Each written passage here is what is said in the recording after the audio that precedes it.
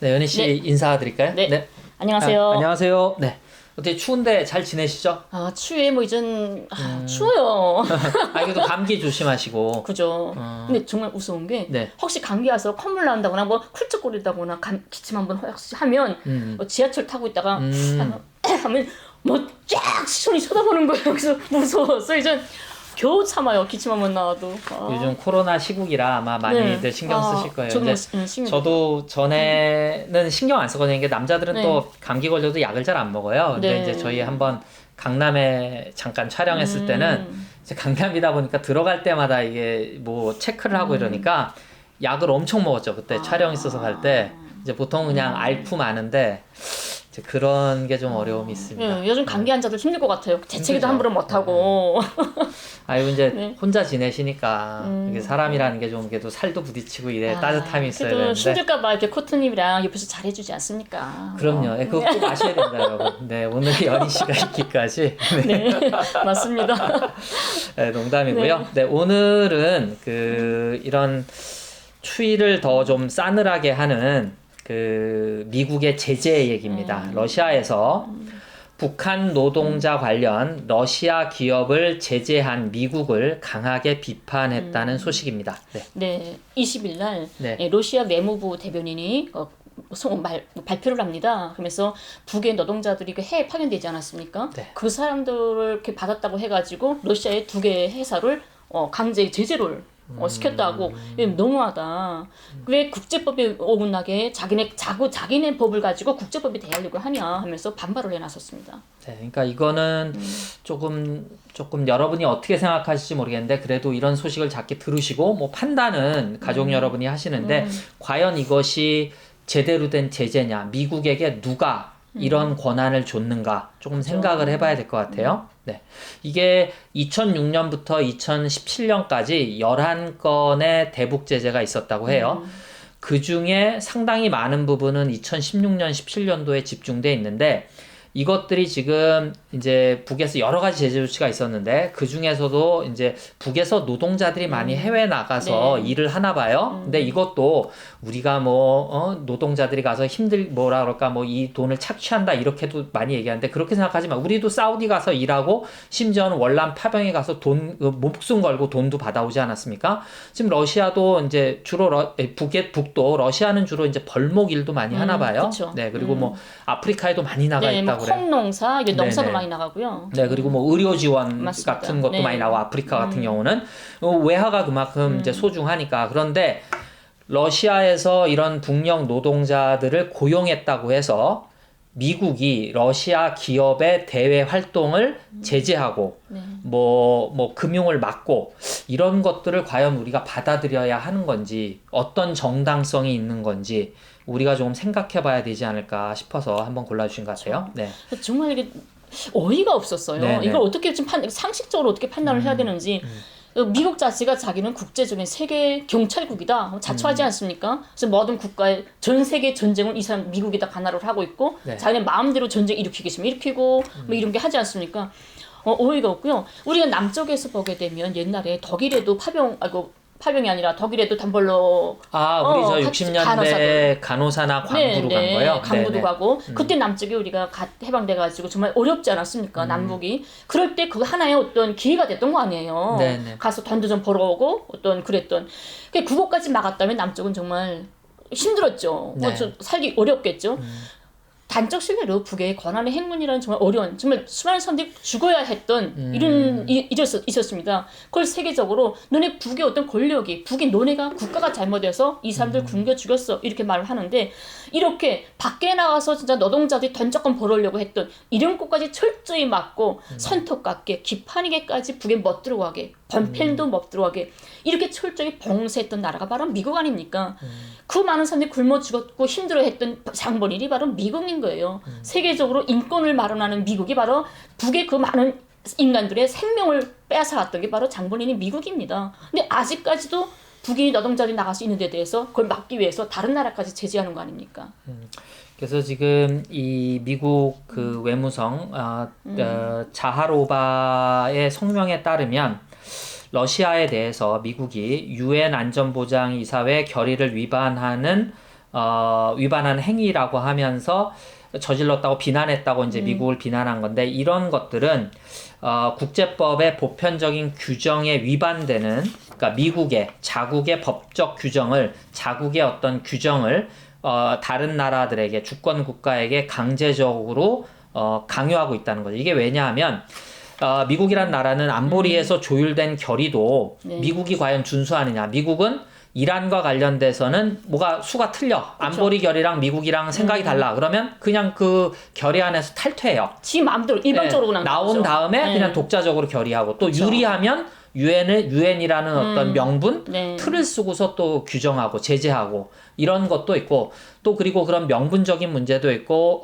실리적으로도 우리는 남북 화해를 위해서 이 대북 제재가 좀 풀려야 되거든요. 그래서 요번에 이제 여러 가지 그 이슈적으로 나오는 게 이제 그 대북 제재가 과연 성공했냐. 여러분 아시겠지만 2016년, 17년에 북이 그 핵을 개발하는 것을 막으려고 엄청나게 제재가 6건 이상이, 11건 중에 6건 이상이 집중되는데, 결국 그 북은 요번 그 열병시에서 보셨듯이 ICB나 뭐 화성 15의 개량형이라든지, 근데 화성 15 개발된 다 그 2017년 그 어간이거든요. 그러니까 그걸 봤을 때 과연 제재가 평화를 가져오느냐, 제재가 북한 붕괴론을 완성시키느냐, 그거는 아니잖아요. 그러면 실질적으로도 제재는 그들이 그렇게 원하는, 미국이 그렇게 얘기하는 북한의 인권을, 인민들의 허리띠를 더 졸라매는 역할만 하지 평화를 가져오진 않는 거 아니겠습니까? 그러니까 미국의 그 제재가 바로 북의 핵무력을 완성시킨 거 아닙니까?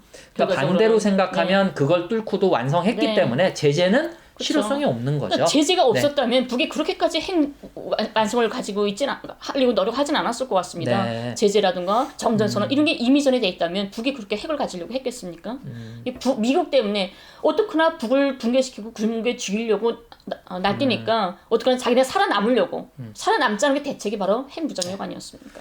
그래서 지금 연희 씨 뽑아온 자료에도 있습니다. 2015년에 유엔 상임이사구에서 이란과 핵협정이 체결돼서 국제적으로 인정이 됐는데, 미국이 마음에 안 드니까 일방적으로 탈퇴하고, 그죠. 그리고 일방적으로 뭐 이란 제재를 하고, 이것이 이제 오바마하고 또 해서 딜이 됐는데, 트럼프가 되고 나서는 나 마음에 안 드니까 뒤집어 엎고, 뭐 이런 식이니까, 우리 방송을 일반적으로 보시는 분 중에는 안 그러겠습니다. 혹시라도 오다가다 또 다른 생각을 갖고 들어오신 분은 생각을 해보세요. 북이 계속 뭐를 안 지켰다고 하는데 93년, 94년 경수로 협정이라든지 2000년대 초반이라든지 2017년 어간의 여러 가지 협정들에서 약속을 안 지킨 나라는 어디인가. 그리고 이제 개성의 뭐 협력사무소 폭파하고 이런 것도 흐름을 보시면 폭파라는 것만 집중하지 마시고 왜 북이 반발해서 이런 발언들이 나오게 되는가를 좀 보시면 우리가 좀 더 객관적으로 사태를 볼 수 있지 않을까 싶어서 말씀드립니다. 제가 이런 거 보니까 언론이라는 게 참 웃기는 거다 생각하는데, 모든 세계의 언론은 다 미국 중심 아닙니까? 서방 언론이 미국 중심이고, 남쪽에서도 언론이 보게 되면 자기네 국내 언론 별로 믿질 않아요. 외신을 더 믿습니다. 신뢰합니다. 특히 미국이나 뭐 이런 언론을 엄청 신뢰한단 말이죠. 이 남쪽에 얼마나 언론이 잘못되어 있는지 보면, 한 어떤 통일운동가가, 북에도 평양에도 자주 몇 번 갔다 온 통일운동가가 어떤 인터뷰를 한 게 있습니다. 조선일보하고 했는데, 당신은 통일되면 평양 가서 살 거냐 물어봤어요. 그랬더니 통일운동가가, 난 통일되면 평양 가서 살지 않겠다. 나는 통일되면 평양과 서울과 남과 북을 왔다 갔다 하면서 살겠다. 그랬어요.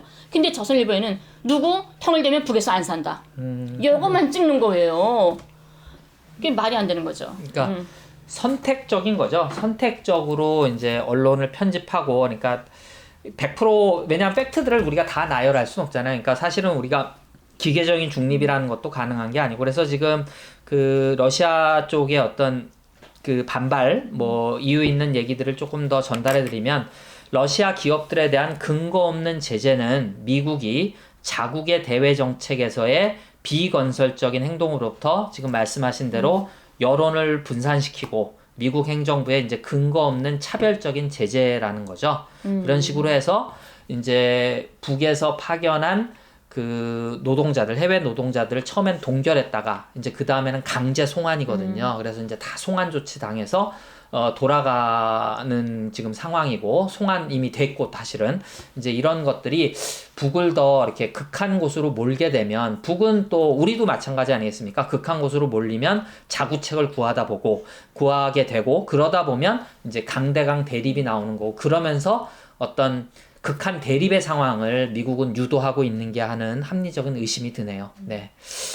네, 그래서 겨울이라 많이 추우실 텐데 저희가 이 대북 제재 소식을 말씀드린 것은 그래서 과연 이런 대북 제재가 무슨 효과가 있겠느냐. 그래서 이제 북에서 이 11개 대북 제재 중에 대표적으로 민생, 북의 인권과 인민과 관련된 5가지 생계와 관련된 5가지는 좀 풀어달라라고 조치를 취했고 남쪽에서도 좀 생각 있는 분들 그리고 심지어는 어피니언 리더라고 하는 전 통일부 장관 하셨던 분들도 나와서 많이 유튜브에서 얘기하고 있습니다. 이런 그 인민들의 삶과 관련된 것들은 합리적으로 풀어줘야 되지 않겠느냐. 그래야 미국 북도 대화에 나오지 않을까. 이런 생각이 듭니다. 바이든이 어떤 행보를 취할지 모르겠습니다만 여러분들이 좀 관심을 갖고 많이 좀 지켜봐 주셨으면 하네요. 네, 요 얘기는 여기까지 할까요? 네. 자, 그 다음에는 그 녹색 건축 기술의 생동한 교과서, 북의 여명거리에 대한 소개입니다. 네. 녹색 건축 하게 되면 지금 현 시대의 현 추세 아닙니까? 세계적으로 녹색 건축 어떤 저에너지라던가 인체에 해롭지 않은 이런 것들 이런 참 사람들이 많이 지금 희망을 가지고 있고 지금 추세를 하고 있는데요. 북에서 이제 이 녹색 건축의 가장 번복이적인 교과서다 하고 소개한 게 바로 여명거리입니다. 2017년도에 완공이 돼요. 2017년도에? 네, 16년도에 건축 시작이 돼가지고 1년 만에. 네. 그만 1년 만에 완충했는데 그 여명거리가 바로 녹색 건축의 가장 기본 교과서다라고 말을 합니다. 그래서 우리도 녹색이라는 말도 많이 씁니다만 친환경이라든지 절전형이라든지 조금 내용을 소개해 주시죠. 이 거리가 뭐라 그러냐 태양광도 많이 이용하고 모든 산림집과 병사 건물들 공원 건물에 녹색 건축 기술을 받아들여서 에너지 전략형 에너지죠. 네네네 그렇죠. 에너지라고 안 하는구나 이게. 네, 발음이 좀 다르죠. 에너지 네, 에너지 절약형. 네네. 그다음에 녹색형으로 나무 수습하게 되면 보기도 좋잖아요. 아름다운 면모, 이런 것들. 그다음에 주택들에는 태양열을 이용한 어떤 그런 것들. 그것도 태양열을 이렇게 축적했다가 어떻게 쓸 수 있는 이런 것 기술들이 아마 난방 기술들이 도입됐나 봅니다. 그래서 이제 요즘 남쪽에서 조금 관심 있는 분들 아실 텐데 저희도 지금 햇살이 쫙 겨울 햇살이 들어오고 있는데 근데 이게 이제 여름에는 또 이게 너무 더워지니까 냉방비가 많이 들잖아요. 그래서 이제 선텐 많이 한단 말이에요. 근데 요즘 차단막이라고 해서 이렇게 UV 필름처럼 세우는 게 있어요. 아마 지금 여명거리에 보면 이런 차광 장치가 많이 들어가 있는 것 같아요. 네, 여명거리에 산림집도 그렇지만 아무래도 사람이 산다 하게 되면 거기는 편의시설과 학교가 제일 먼저 아닙니까? 사람이 살면 학교. 근데 그 학교들의 창문을 보게 되면 그 차단막이 다 설치되어 있답니다. 해가 직선적으로 들어오지 않도록. 네, 그래서 이제 그걸 통해서 여름에는 조금 이제 온도가 올라가는 걸 막고 그리고 또 겨울에는 이게 이제 차단이니까 열이 빠져나가는 걸 좀 막고 그죠? 그래서 이런 북의 여명거리가 비교적 평양에서는 가장 최근에 지어진 거리라고 봐도 되나요? 2017년도에 완성이 됐으니까 그 이미 전에는 2012년부터 11년부터 건설되다가 이제 미래과학자 거리, 창전거리, 미래과학자 거리 이렇게 쭉 하다가 그다음에 이제 여명거리 이렇게 건설됐죠. 2017년에 마지막으로 건설된 게 아마 여명거리일 겁니다. 근데 여명거리 또 특색이 있는 게 뭐냐면 다른 거리보다 지붕에 아파트 지붕이 다 있잖아요. 지붕에 지붕 온실이 다 되어 있다는 거예요. 네? 지붕 온실. 온실 네네네. 네, 그러니까 지붕에 온실이 있으면 꼭대기 추운 사람들 춥지 않을 거잖아요. 우리가 아파트 이사 갈 때 저도 이번에 집 때문에 많이 알아보니까 제가 지하 사는데 지하 사는 게 또 유리한 점이 그거더라고요. 여름엔 시원하고 겨울엔 춥지 않고. 그래도 이제 지하지만 좋은 점을 찾자면 좋은 거예요. 그래서 저는 항상 좋은 것부터 긍정적으로 생각하니까. 아파트 같은 경우에도 보면 꼭대기 춤하게 되면 추울 거야라는 생각 들잖아요. 춥고 덥고. 옥탑방 같은 거. 근데 그 지붕에 온실 만들면 안 추울 거잖아요. 번제. 이런 게 돼 있어서 그게 유치원이나 타가서 그다음에 아파트들의 이런 온실들. 그래서 온실에서 실제로 농사도 짓나 봐요? 네네. 그래서 지금 도시남새. 도시남새 공장. 이제 우리도 왜 그런 건 있어요. 이렇게 옥상에 많진 않은데 도시농부라 그래서 아, 옥상에 이제 농사 짓는 거죠. 아, 그런 거 해보고 싶어요, 진짜. 상추랑 뭐 옥상에다 네네. 해가지고. 그리고 이제 거기 도시양봉이라 그래서 벌 키우는 것도 있고. 근데 이제 왜냐하면 주변에서 또 싫어하는 사람들이 많이 있거든요. 아. 심지어 태양열 판넬 까는 것도 전자파 발생한다고 못하게 하는 데도 많아요. 네. 그렇구나. 이제 그런 게 있는데 이제 이것이 실제로 지금 북에서 이루어지고 있다고 하니까 네. 되게 새롭네요. 그렇죠. 여러 가지가 이제 넉색 그런 게 다 들어가 있는데 특히 또 여명거리의 주택, 공공 건물들에 이게 자동 동작 감지기. 예, 우리 같죠. 센스기나 같죠. 네, 그러니까 이제 이렇게 사람이 지나가면 맞아요. 켜졌다가 네, 또 네. 없으면 꺼졌다가 자동으로. 예, 그런 게 다 쫙 돼 있어서 참 그것도 빛 수감식 조명기구라고 하더라고요. 그러니까 이게 하이테크네요. 그죠? 근데 저는 이게 네. 사진들이 그겁니다. 여명거리. 그러니까 이 사진 한번 보시면 이거 얼마짜리 될까요? 뭐 그런 것도 있고 네, 이게 멋있죠. 뭐 뭐라 해야 되나 뭐 강남의 거리 뭐 진짜 멋있죠. 테헤란로랑 이거 정말 이거 너무 멋있잖아요. 그러니까 이제 조명들이 쭉 들어와 있고 네. 그게 건물들이 이제 하나하나 특색이 네. 있는 게 조금 우리는 이거를 일일이 규제가 들어가요. 그러니까 권장은 하죠. 우리도 똑같이 지으면은 사실은 건축허가를 안 내주기도 하거든요. 근데 다양하게 돼 있는 걸 보면 이제 북경도 사실 좀 그렇거든요. 이제 공산당이 이제 그 쭉 관리를 전체적으로 하니까 그 건물이 똑같이 지어지면 허가가 안 나와요. 특색 있게 줘야 돼. 특색 있게. 그러니까 지금 보시면 네. 이제 되게 연꽃잎처럼 생긴 네. 거리도 있고 이제 평양 같은 이게 경우에 지붕에 아. 이렇게 만들어가지고 뭐 나무도 키우고 네네네. 하는 거고요. 특히 여기서 넉색 건축 기술 벽업사라고 있습니다. 네네. 그게 이 사진 보면 여 두 개가 똑같죠. 무슨 연꽃 같아요. 그죠. 여 두 동이 바로 넉색 건축 기술 조류사 벽업사입니다. 건물. 예. 그래서 일부러 건물도 저렇게 디자인을 했군요. 네, 그래서 여기에서 바로 여명거리 모든 넉색 건축이 다 얘들이 하는 거죠.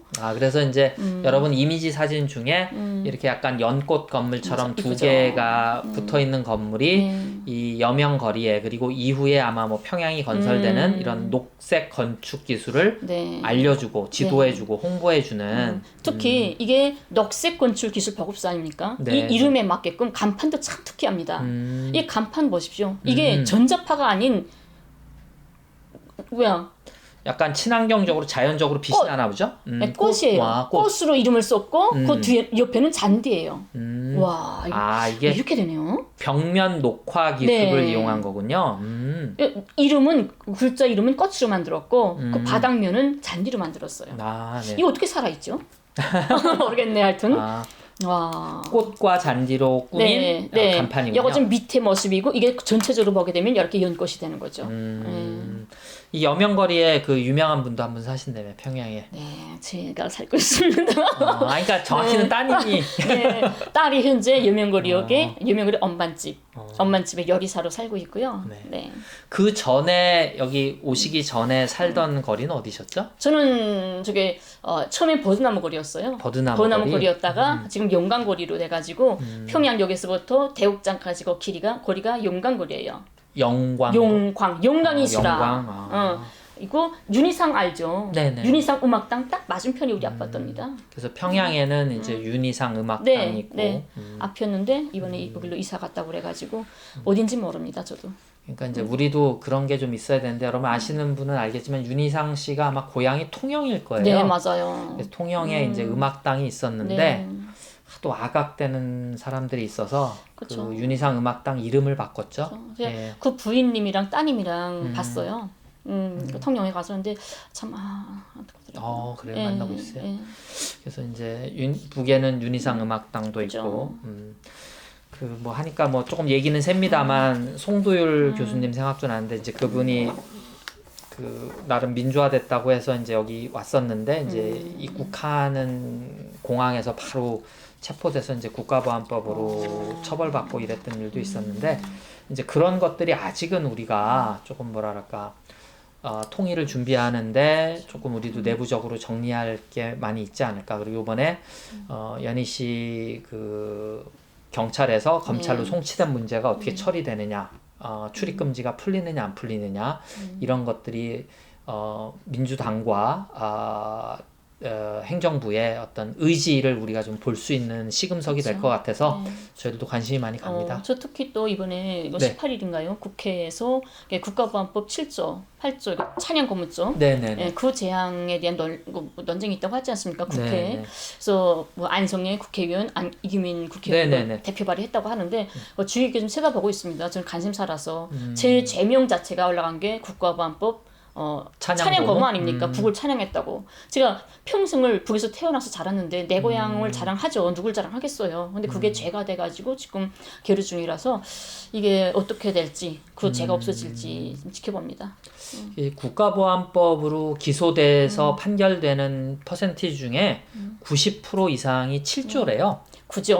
네, 90% 이상이. 그러니까 뭐 다 폐지되면 좋겠습니다만 정치라고 하는 건 뭐 100을 얻을 수는 없으니까 일단 찬양 고무부터 폐지된다고 하면 상당히 상징적인 의미가 있을 것 같아요. 정말 남들이 웃을 거 아닙니까? 코미디라고 대동강 맥주 맛있다고 했다고 강제 추방되고 감옥 가는 세상이라면 이게 뭐 사람 사는 세상이겠어요. 그러니까 우리가 이런 여명거리 보고 이쁘다 멋있다 잘됐다 하면 이제 정권의 의지대로 아니면 검찰의 의지대로 이제 찬양 고무죄로 그쵸. 들어갈 수 있으니까. 그러니까 만약에 우리가 자유여행 하는데 자유여행 가서 야 어디 가봐 거기 음식 맛있어 거기 멋있어 이러면 다 찬양 고무죄 반국가 단체로 규정돼 있는 북을 찬양 고무한 게 되니까 이게 좀 말이 안 맞는 거죠. 예.